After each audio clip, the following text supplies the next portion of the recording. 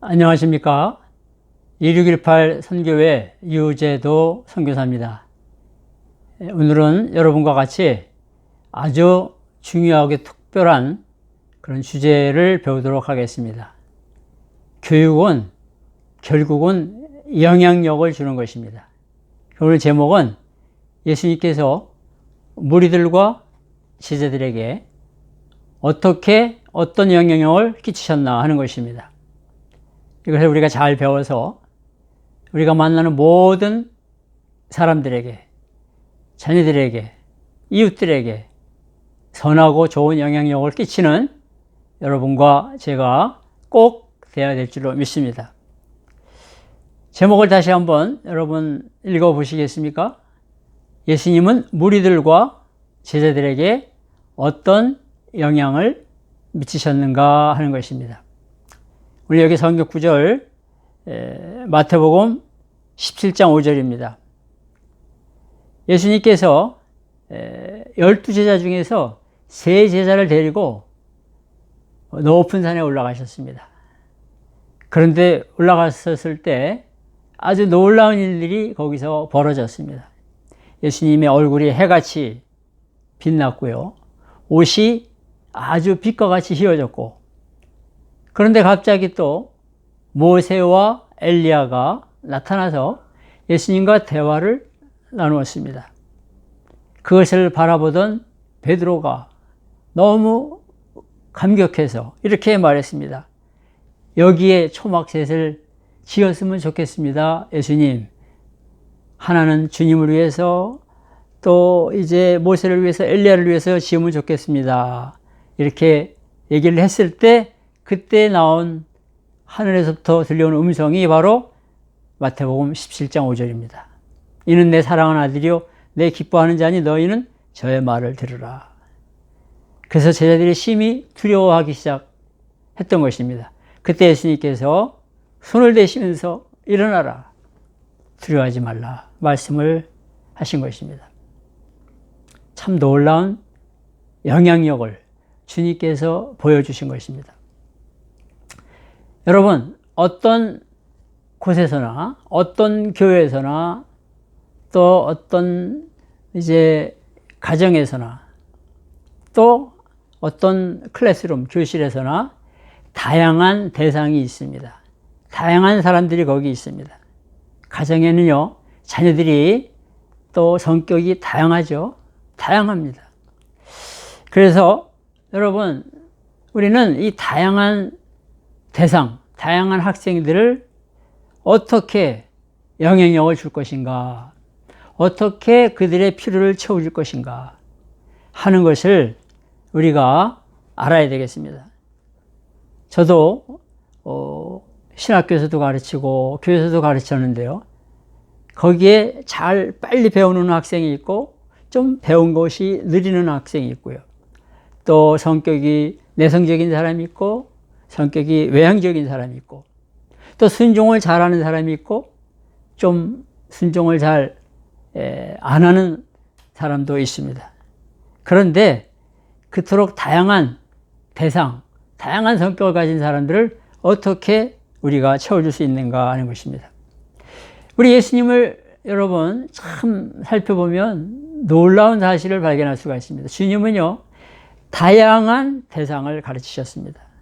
그 대상의 관심, 필요, 염려가 다양했는데 주님께서 어떻게 하셨는가 하는 것을 우리가 살펴봐야 되겠습니다. 주님은요, 때로는 개인을 상대하셨습니다. 때로는 주님은 몇몇 사람들을 상대하셨고요. 때로는 이제 우리가 배우겠지만 큰 무리들을 또 상대하시고 또 종교 지도자들을 상대하셨습니다. 이것을 우리가 잘 살펴보고 관찰할 때 아주 큰 유익을 얻게 되는 것입니다. 자, 그래서 예수님께서 누구를 가르치셨나, 오늘 이것을 중심적으로 살펴보겠습니다. 예수님께서 가르치신 대상을 잘 살펴보면 주님께서 얼마나 큰 영향력을 갖고 계시고 또 주님의 그 가르치시는 능력이 얼마나 큰지 우리들은 깨닫게 되는 것입니다. 주님께서 종교 지도자들을 가르치셨습니다. 여러분, 이제 좀 이따가도 말씀드리고 특별히 다음 주에 더 자세하게 말씀드리겠습니다. 종교 지도자들을 주님께서 상대하셨습니다. 그리고 우리가 너무 잘 아는 것처럼 예수님은 제자들을 또 가르치시고 훈련시키셨습니다.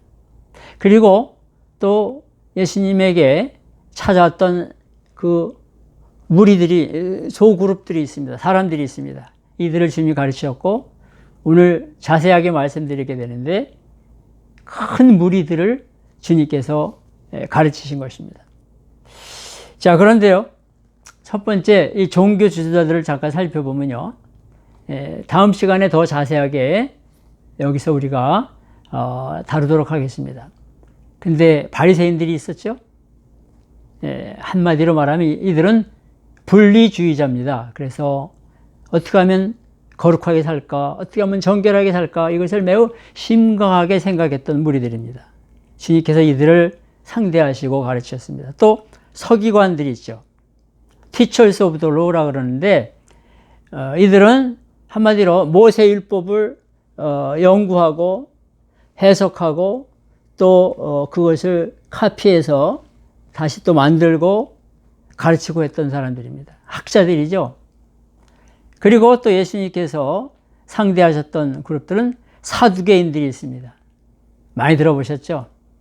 여러분, 한마디로 말하면 사두개인들은 현실주의자들입니다. 내세에 관심 없습니다. 부활도 관심 없습니다.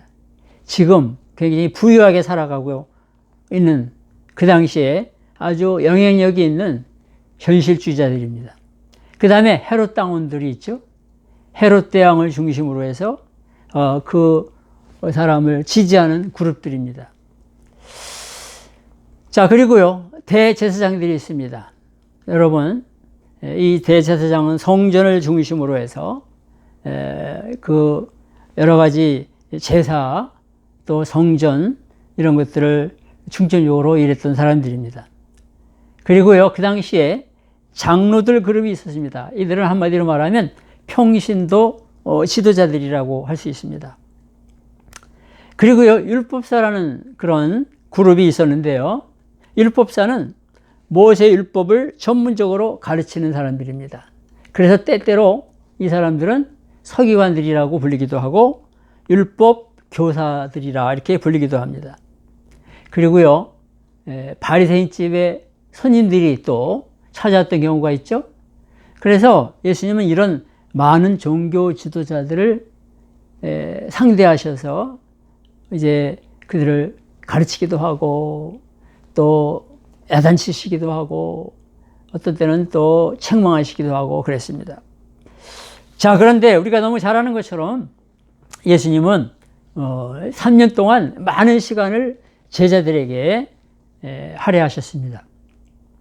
세례 요한의 제자들이 있었습니다. 이들 중에 여러분 2명은 예수님의 제자가 되었죠. 누구죠? 안드레와 요한. 이들은 예수님을 따라가는 12제자의 그룹의 일원이 됐습니다. 그리고 또 예수님의 제자들이 있었습니다. 그리고 우리가 성경을 읽어보면 누가복음 10장에 나오는데요. 70인 제자라고 또 있었습니다. 주님께서 이들을 가르치시고 훈련시키셨습니다. 특별히 12제자들 주님께서 택하시고 훈련을 시키신 것입니다. 그런데요, 우리 예수님께서 또 상대하셨던, 가르치셨던 그룹들은 누가 있었는가? 성경에 살펴보면 부자 청년이 어느 날 밤에 찾아오죠. 또 마리아와 마르다, 그리고 나사로, 이런 그룹이 있었습니다. 또 이름을 알 수 없는 어떤 무명의 여인이 있었습니다. 무리 중에서 어떤 무명의 여자가 예수님을 향해서 이렇게 말했습니다. 당신을 뵌 태와 당신을 먹인 젖이 복이 있나이다. 그랬더니 우리 예수님께서 오히려 하나님의 말씀을 듣고 지키는 자가 복이 있다. 그런 말씀하셨죠. 또 어떤 형과 재산 문제가 생겨서 찾아온 사람이 있었습니다. 또 회당장이 나오고요. 신분이 밝혀지지 않은 어떤 사람이 나옵니다. 왜 구원받는 사람이 이렇게 적습니까? 그럴 때 우리 예수님께서 하신 말씀이 뭐죠? 좁은 문으로 들어가기를 힘쓰라. 이런 이제 일이 있었습니다. 또 여러분 잘 아시는 것처럼 엠마오로 가던 두 제자. 이런 이제 여러 사람들이 예수님과 만나가야 되고 예수님으로부터 영향을 받게 됩니다. 근데 오늘 이제 중점적으로 다루게 될 주제가 바로 이 무리들입니다. 저는 이 9장을 수없이 읽고 묵상하는 가운데 이번에 다시 발견한 것이 있는데 이 무리들입니다. 무리들. 복음서들을 읽어보면요. 예수님께서 무리들이라고 하는 이렇게 지칭된 많은 사람들을 가르치신 것이 나옵니다. 여러분, 이것을 오늘 잘 살펴보시기 바랍니다. 예수님과 무리들. 여러분, 우리가 마태복음, 마가복음, 누가복음, 요한복음 읽어보면 많은 무리들이 나옵니다. 마태복음만을 중심적으로 살펴본다면 예수님께서 이제 가르칠 때 사람들이 몰려들었습니다. 그런데 배우려고도 하는 이유도 있었지만은 병 고침을 받기 위해서 예수님을 따랐던 수많은 무리가 있습니다. 또 예수님께서 산상 수훈을 말씀하시는 마태복음 5장, 6장, 7장에 보면요. 수많은 무리들이 산에 올라옵니다. 그리고 맨 앞에는 예수님의 12제자가 앉게 되고 주님께서 그들을 또 가르치십니다. 여러분, 또 이제 성경을 보면요. 많은 사람들이 병고침을 받기 위해서 예수님을 찾아옵니다. 또 중풍병자를 고칠 때에도 수많은 무리들이 쫓아오게 됩니다. 여러분 잘 아시는 것처럼 이렇게 다 말씀드릴 수가 없는데요. 특별히 예수님께서 열심히 가르치실 때 저녁이 되고 이들이 이제 배가 고프기 시작했습니다. 그래서 남자만 5,000명이니까요. 어린아이, 여자 합하면 보통 한 2만 명 정도를 봅니다. 예수님께서 그 많은 무리들에게 말씀을 가르치신 다음에 우리가 잘 아는 오병이어 기적사건을 나타내시죠. 보리떡 5개, 물고기 2마리로 그 2만 명 가까운 숫자를 배부르게 먹게 합니다. 그것이 마태복음 14장에 나오고요. 마태복음 15장에는 이제 남자만 4,000명, 그러니까 거기도 역시 여자 또 어린아이 합하면 적어도 10,000명은 넘는 15,000명 가까운 수많은 무리들이 있는데 주님께서 또 기적으로 그들을 다 도시락 하나로 그들을 다 먹이십니다. 이렇게 수많은 무리들이 예수님을 쫓아옵니다. 또 귀신에 들려서 간질 증세를 보이던 소년과 아버지가 나오는데 그들 옆에 수많은 무리들이 모여 있었습니다. 여러분 누가복음 12장 1절에는 이렇게 나옵니다. 무리의 숫자가 한 수만 명이 된다. 엄청난 무리들이 예수님을 따라 다녔던 것입니다. 그런데요, 이 많은 무리들이 보였던 반응이 있습니다. 이것을 잘 살펴보시기 바랍니다. 첫 번째는 주님의 선포, 말씀의 선포와 주님의 치유의 능력, 그리고 주님의 그 완전하신 성품을 통해서 이들은 끌렸던 것입니다. 또 이들은 예수님의 그 말씀과 사역에 놀랐습니다. 우리 예수님은 말씀을 통해서 그 인간이 가지고 있는 모든 문제를 거기서 이제 설명해 주시고 해답을 가르쳐 주시고 또 천국을 말씀해 주셨던 것입니다. 그래서 수많은 무리들은요, 성경을 자세히 읽어보면 예수님을 믿게 된 것입니다.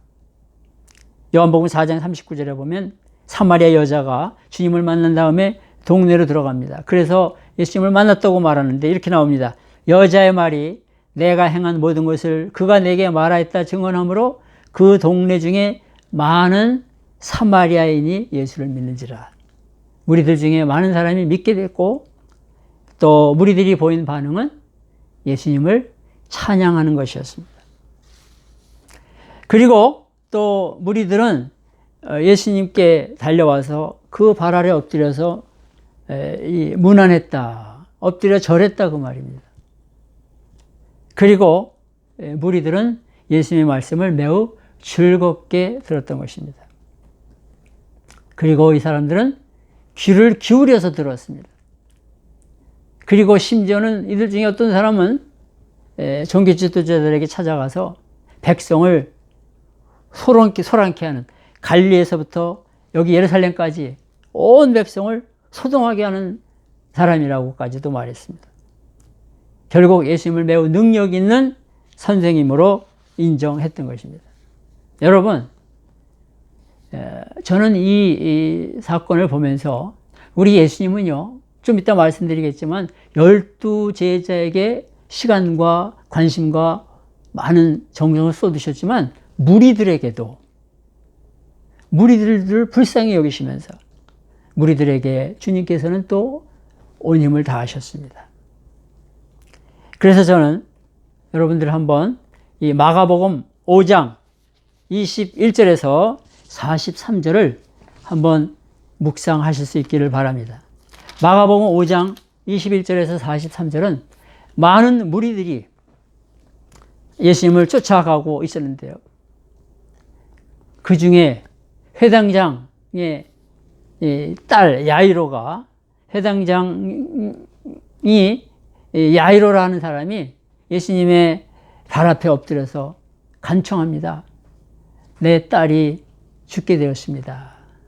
고쳐주십시오. 주님 와서 고쳐주십시오. 그때 주님이 알았다 그러고 그 회당장 야이로를 따라갑니다.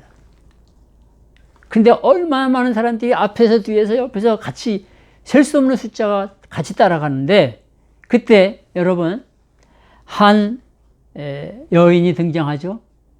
12년 동안을 혈루증이라는 병으로 앓고 있던 여인입니다. 이 여인이 그 수많은 무리 가운데서 예수님의 이제 옷자락에 손을 댔습니다. 여러분 생각해 보세요. 수천 명이 될지 수만 명이 될지 모르는 사람들이 밀치고 막 그러는데 이렇게 손을 대는데 주님은 아셨어요. 주님이 가던 길을 멈추고 뒤돌았습니다. 그리고 누가 내 옷에 손을 댔느냐. 그랬더니 옆에 제자들과 사람들이 말합니다. 아, 예수님, 이렇게 많은 사람들이 가는데 뭐 부딪히고 막 그랬겠죠. 누가 손을 댔겠습니까? 그랬더니 주님이 말씀하십니다. 이제 나에게 손을 댄 사람이 있다. 그랬더니 그 12년 동안 혈루증으로 앓던 그 여인이 주님 앞에 말합니다. 제가 주님의 옷에 손을 대었습니다. 예수님께서 그 엎드려서 그렇게 말하는 그 여인에게 말합니다. 내 믿음이 너를 구원하였으니 평안히 가라. 내 병에서 놓여 건강할지어다. 그리고 회당장이 집에 도착해서 결국은 12살 된 딸을, 이제 죽은 딸을 일으키십니다. 달리다굼 일으키십니다.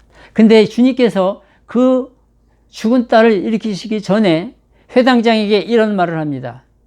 두려워하지 말고 믿기만 하라. 여러분, 저는 이거 사건을 보면서 그 수많은 무리 중에 여러분과 제가 거기 서 있다고 생각을 해보세요. 여러분, 주님께서는 무리들을 사랑하셨습니다. 그래서 무리들에게 가르치려고 혈루증 든 여인을 고치시면서 내 믿음이 너를 구원했다 그러셨습니다. 또 주님은 그 무리들에게 가르쳐 주시기 위해서 죽은 딸을 살리기 전에 두려워하지 말고 믿기만 하라. 주님의 메시지는요, 무리들을 향한 것이고 오늘 여러분과 저를 향한 것입니다. 수많은 무리 중에서 주님은 믿음 가진 사람을 찾는 것입니다. 예수님을 믿는 사람이 되라는 것입니다. 이번에 두 번째 이제 중요하게 오늘 다루게 되는 것은 예수님과 12제자입니다. 너무나 여러분들 많이 들으신 말씀이고 익숙하게 잘 아는 내용이라고 생각합니다. 예수님께서 12제자를 택하셨는데 어떤 영향을 주셨는가? 우리가 예수님을 잘 보면서 우리도 영향을 받고 또 남에게 선한 영향을 주는 사람이 되어야 되겠습니다. 예수님은 첫째로요, 12제자를 선택하시고 가르치시고 훈련을 시키셨습니다. 여러분, 예수님 전능하신 분이니까 아무것도 안 하고 그냥 혼자 다 하실 수 있었어요. 근데 주님은 그렇게 하지 않으셨습니다. 12제자를 선택하시고 가르치시고 훈련시키셨던 것입니다. 그리고 이게 중요한 건데요. 예수님은 그들에게 모델이 되셨습니다. 모범을 보이셨습니다. 그리고 말로써 가르치시고 기적을 나타내시면서 가르치시고 개인적인 그 신분으로 펠로우십을 가지시면서 가르치시고 또 그들로 하여금 일을 하도록 해보도록 하면서 가르치신 것입니다. 참 놀라운 우리 완전하신 선생님이 되시는 예수님의 모습입니다. 예수님은 12제자를 사랑하심으로 영향력을 미치셨습니다. 예수님과 12제자의 관계는 단순히 가르치고 배우는 선생님과 학생 관계를 뛰어넘는 사랑의 관계였습니다. 아가페 사랑의 관계였습니다. 또 예수님은요, 선택한 제자들을 믿으셨습니다. 트러스트 해주셨습니다. 그리고 우리 예수님은 또 이 제자들이 부당하게 비판을 당할 때 주님께서 변호해 주셨습니다. 바리새인들과 서기관들이 제자들을 비방하죠. 너희가 어찌하여 세리와 죄인과 함께 먹고 마시느냐. 그럴 때 예수님께서 어떻게 변호하시죠? 건강한 자에게는 의사가 쓸데없고 병든 자에게라야 쓸데있나니 내가 의인을 부르러 온 것이 아니요 죄인을 불러 회개시키러 왔노라. 주님께서 여러 번 제자들을 변호하신 것이 복음서에 나옵니다. 그리고 여러분 이게 참 중요한 건데요. 6번이 중요한 것입니다.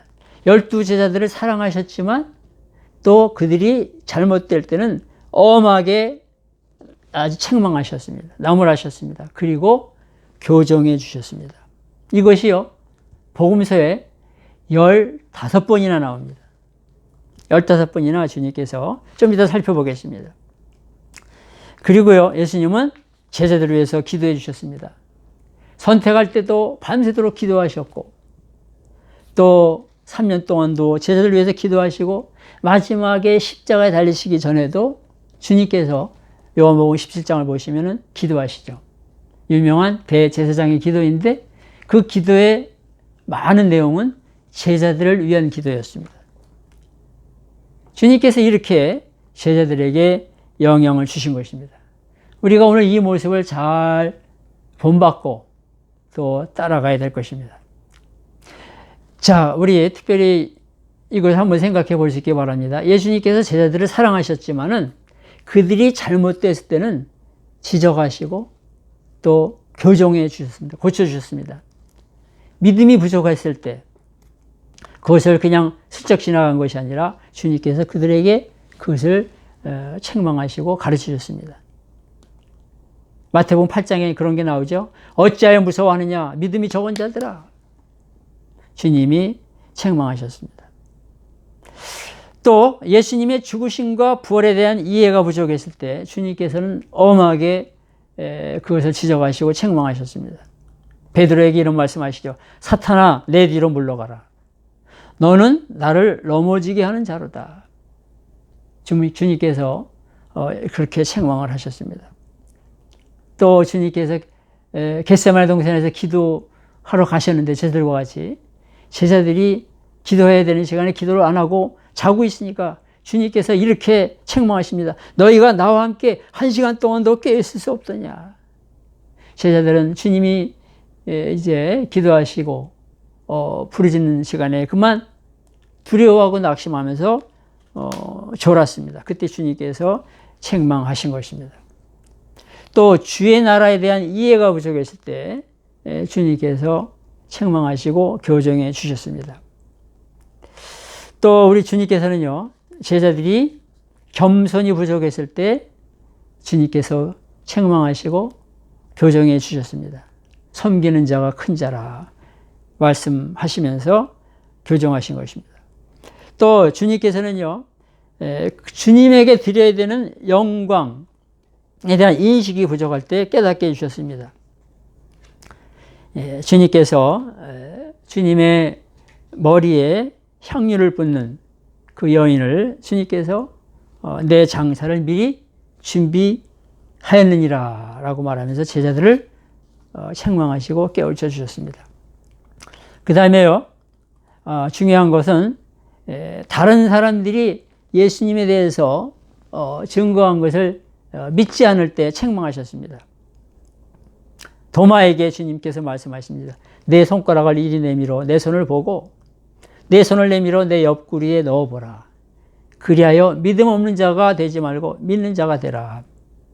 그렇게 하시면서 주님께서 이들을 책망하시고 교정을 해 주셨습니다.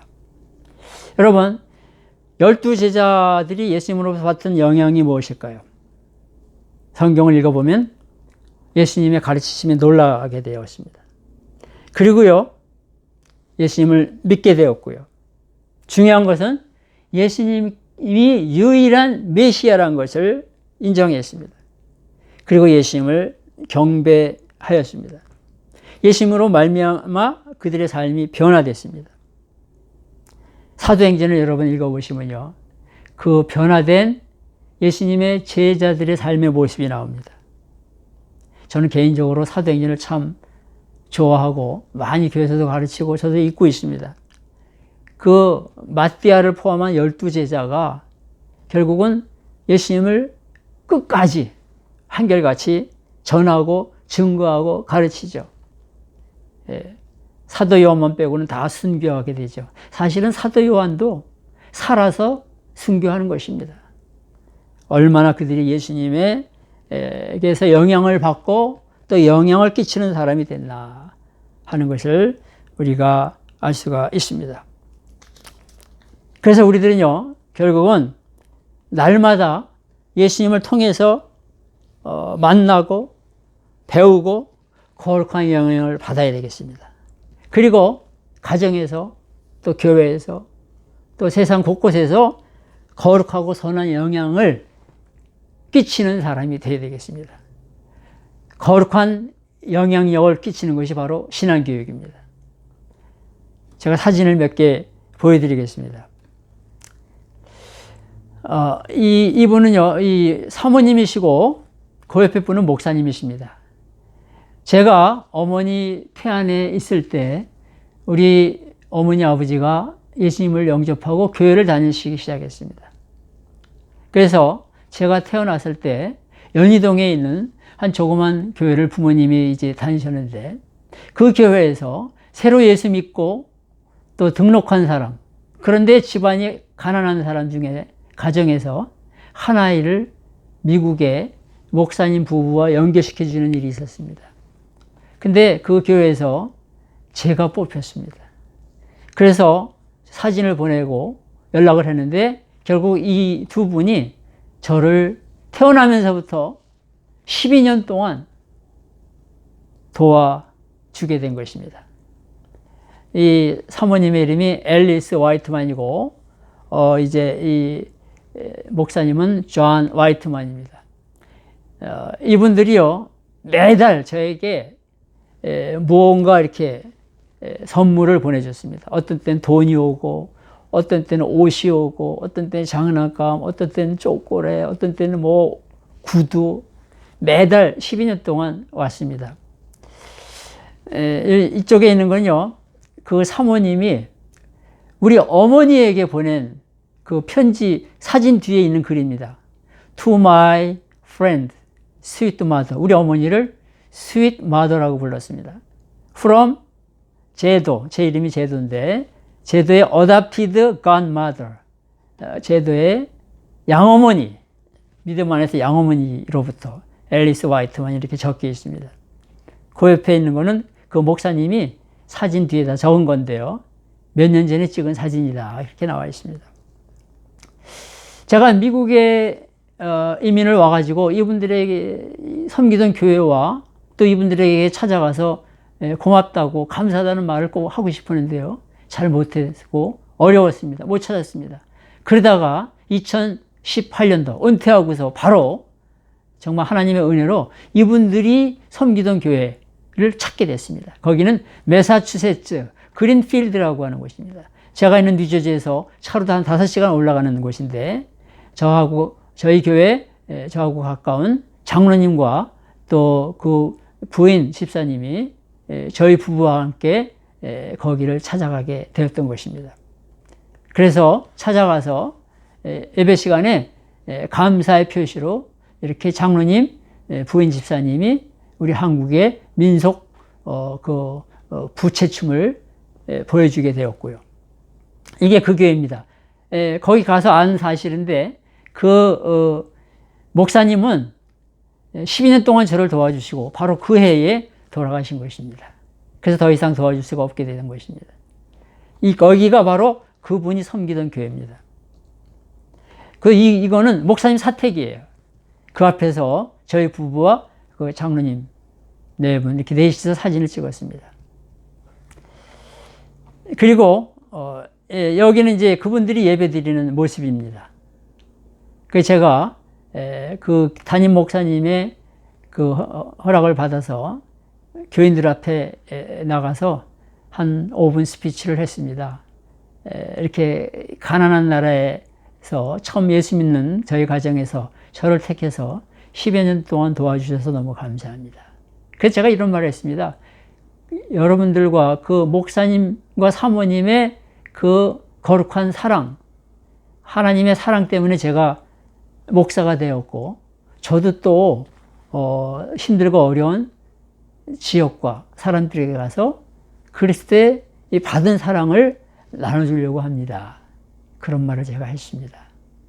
결국은 그 목사님과 사모님은 이제 예수 그리스도의 그 거룩하고 귀한 영향을 받아가지고 얼굴도 못 본 저에게 12년 동안 도와준 것이고, 저는 또 그 주님의 사랑에 그 영향을 받아서 또 그분들의 기도로 결국은 주의 종의 길을 가게 된 것이었고, 또 이렇게 조기 은퇴해서 부족하지만 이렇게 1618 선교회를 세우게 되었고, 또 좀 이렇게 기독교 교육 방송을 통해서 내가 배운 것, 가진 것을 나누고 싶어 하는 마음도 갖게 되었던 것입니다. 여러분들, 우리 예수님을 날마다 만나면서 영향을 받으시기 바랍니다. 그리고 받은 거룩한 영향을 또 나눠주고 베푸는 삶을 힘있게 사시기를 부탁을 드립니다. 다음 시간까지 건강하시고 승리하시기 바랍니다.